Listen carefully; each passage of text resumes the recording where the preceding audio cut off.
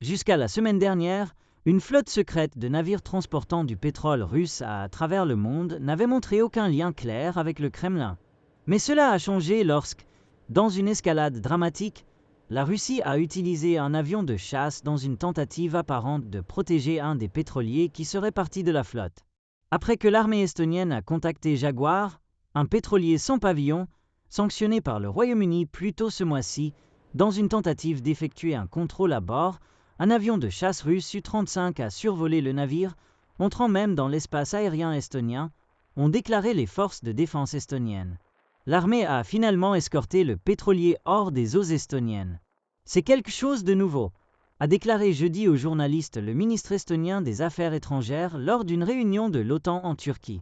La Russie est désormais officiellement liée à la soi-disant flotte fantôme, a-t-il ajouté. D'autres responsables partagent également cet avis.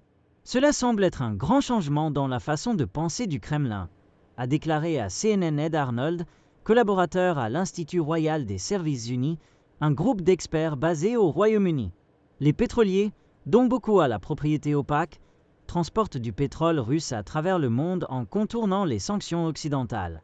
En tant que tels, ils sont devenus des cibles de sanctions supplémentaires contre Moscou.